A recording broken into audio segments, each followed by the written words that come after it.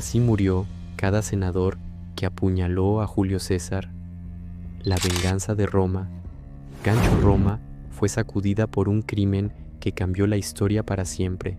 Julio César, dictador perpetuo, apuñalado por sus propios amigos, protegidos y aliados políticos. Pero lo que pocos saben es que ninguno de esos traidores escapó a la justicia.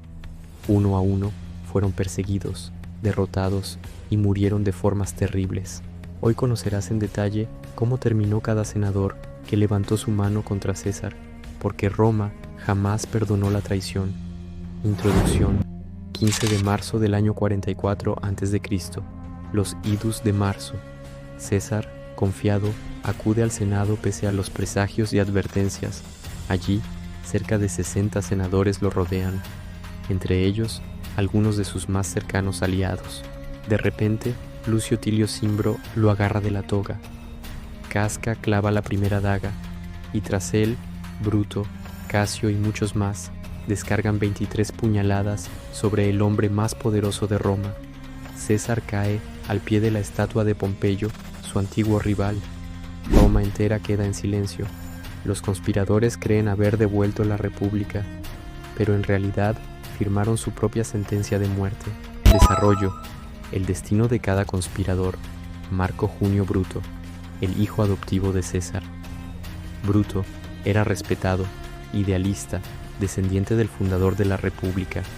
César lo amaba como a un hijo y lo había perdonado en varias ocasiones. Tras el asesinato, Bruto esperaba ser visto como un libertador, pero en Roma la multitud lo odió. Huyó a Grecia y formó un ejército junto a Casio. En la batalla de Filipos, 42 a.C., sus tropas fueron derrotadas por Marco Antonio y Octavio. Al ver la derrota, se suicidó clavándose la espada, sostenida por un amigo. Marco Antonio, que lo admiraba, cubrió su cuerpo con un manto púrpura, dándole un entierro honorable. Cayo Casio Longino, la mente del complot. Casio fue el cerebro del plan. Odiaba a César desde hacía años, resentido por no recibir cargos importantes. Tras el asesinato, huyó con Bruto a Oriente. En Filipos, creyendo que Bruto había caído, entró en desesperación. Pidió a su esclavo que lo atravesara con su espada y murió sin saber que Bruto aún resistía. Su final mostró lo que siempre lo dominó, la paranoia y la desconfianza. 10.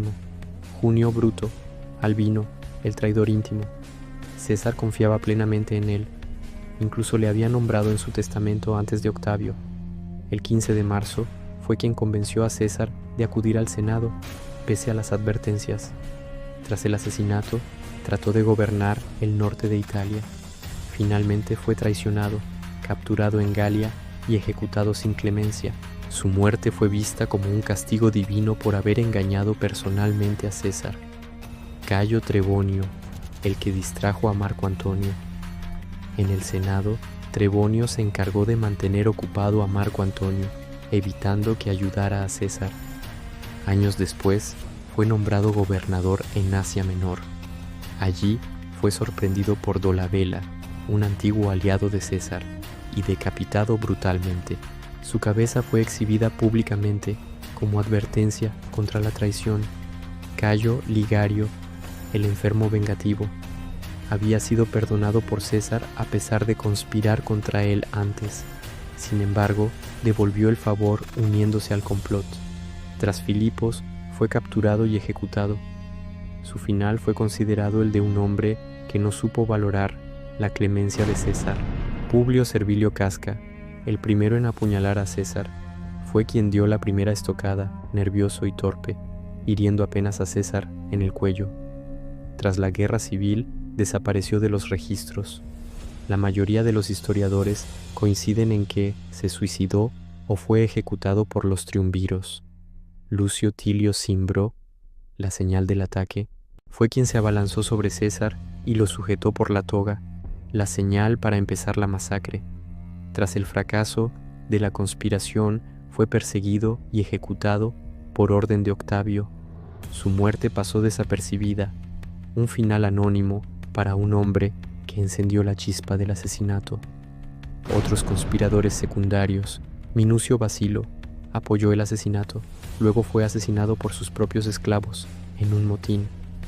Cayo Casio Parmense, uno de los últimos en morir, fue ejecutado años después por Octavio. Petrello, Favonio, Sina y otros senadores menores, perseguidos, ejecutados o muertos en batallas. Las venganzas de Roma. Tras el asesinato, Roma no volvió a ser la misma. Marco Antonio y Octavio, futuro Augusto, lanzaron una cacería despiadada contra los conspiradores. Los famosos triunviros publicaron listas de proscripción. Cualquier traidor podía ser asesinado y sus bienes confiscados. Familias enteras fueron arruinadas, templos profanados y senadores humillados en público. El mensaje era claro: quien se atreviera a desafiar la memoria de César moriría. Epílogo. Al final, ninguno de los asesinos de César sobrevivió. Unos se suicidaron, otros fueron ejecutados, otros murieron en batallas sin gloria. Su plan de salvar la República terminó en el nacimiento del Imperio Romano, con Octavio Augusto como heredero de César. La historia dejó claro que en Roma la traición siempre tenía un precio, y era la muerte.